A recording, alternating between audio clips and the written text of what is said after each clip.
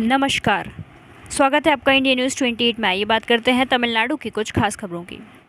तमिलनाडु के थेनी के मेघमलाई रोड पर चिन्नामन्नूर स्थित निजी कोचिंग सेंटर में प्रतियोगी परीक्षा की तैयारी। भारतीय सेना अर्धसैनिक प्रतियोगी परीक्षा युवाओं को तैयार कर रहे पूर्व चिन्नामन्नूर वे सेना से संबंधित हैं कोडियारासन प्रशिक्षण केंद्र का उद्घाटन किया गया। अनेक युवा लोगों का निर्माण करना आ रहा है। वे थेनी जिले के चिन्नामन्नूर मेघमलाई रोड पर एक निजी कोचिंग सेंटर चलाते हैं और पिछले 20 वर्षों से भारतीय सेना में काम कर रहे हैं।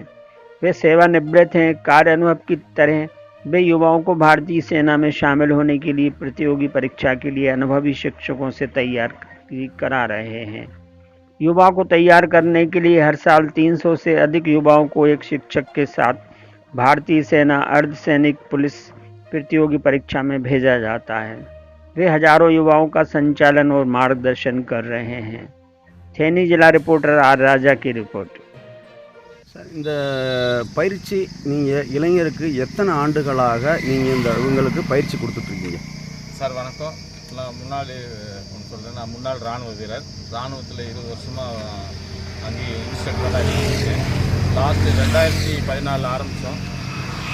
இப்போ வரைக்கும் இளைஞர்களுக்கு ட்ரைனிங் கொடுத்துட்ருக்கோம். கொஞ்சம் கொஞ்சமாக ஸ்ட்ரென்த்து கொடுத்து 250 வரைக்கும் ஸ்ட்ரென்த்து போச்சு. இப்போ 105 வரைக்கும் இருக்குது. லாஸ்ட்டு 10 இயர்ஸாக அவங்களுக்கு கோச்சிங் கொடுத்துட்ருக்கோம்.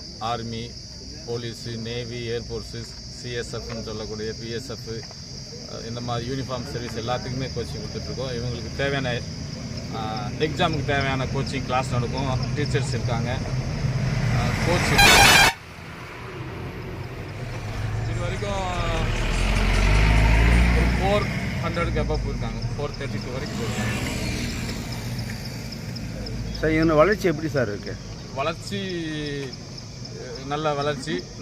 முதல்ல நம்ம ஊரில் இருந்துச்சு, அப்புறம் நம்ம டிஸ்ட்ரிக்கு, இப்போ சதர்ன் தமிழ்நாடு ஃபுல்லாக இருக்குது. சென்னையிலேருந்து கூட இருக்காங்க. திருநெல்வேலி, கன்னியாகுமரி, ராமநாதபுரம், சிவகங்கை, திண்டுக்கல், திருச்சி, இந்த பக்கம் பழனி, பொள்ளாச்சி, மேக்ஸிமம் எல்லா டிஸ்டன்ஸ்லேருந்து இருக்காங்க. இந்த தேனி மாவட்டத்தில் இந்த இளைஞருக்கு கோச்சிங், இந்த இந்திய இராணுவத்துக்கு கோச்சிங் கொடுக்குறோன்னா உங்கள் மத்தியில் உங்களுக்கு உங்கள் கோச்சிங்கை பற்றி இளைஞர் எந்த அளவுக்கு அதை அவேர்னஸ் கொண்டு போயிருக்காங்க சார்? இது இளைஞர்கிட்ட தான் சார் கேட்கணும். அவங்களுக்கு தான் தெரியும். ஏன்னா நம்ம நிறுவனம் தான் பெஸ்ட்டு, நாங்கள் தான் டாப்னு தான் நம்ம நினச்சிட்டு இருப்போம். இதோட எஃபெக்ட் இதிலேருந்து கோச்சிங் பயிற்சியை பெற்று வேலைக்கு சேர்ந்தவங்ககிட்ட தான் கேட்கணும். அந்த மாதிரி இப்போ ரீசெண்டாக ஒரு 10 பேர் போயிருக்காங்க கோயம்புத்தூருக்கு அப்பாயின்மெண்ட் ஆர்டர் வாங்கிட்டு வர்றதுக்கு. 4 பேர், ஒரு ஃபீமேல் பிசி உட்பட இப்போ ஒரு 4 பேர் போலீஸ் செலெக்ஷன் ஆகிருக்காங்க. இந்த எஸ்எஸ்சின்னு சொல்லக்கூடிய துணை இராணுவ படைக்கு இப்போ ஒரு 15 பேருக்கு மேலே எக்ஸாம் கிளியர் பண்ணிட்டு ஃபிசிக்கல் அண்ட் மெடிக்கலுக்காக ரன்னிங், அதாவது போயிட்டுருக்கு. சரி, இந்த இளைஞருக்கு இந்த மாதிரி கோச்சிங் கொடுக்குறதுனால உங்களுக்கு ஆத்ம திருப்தி எந்த அளவுக்கு இருக்குது? இந்த காலகட்டத்தில் நீங்கள் இந்த பணி எடுத்து பண்ணுறதுனால? அதான் சார், நிறைய வேலை இருக்குது.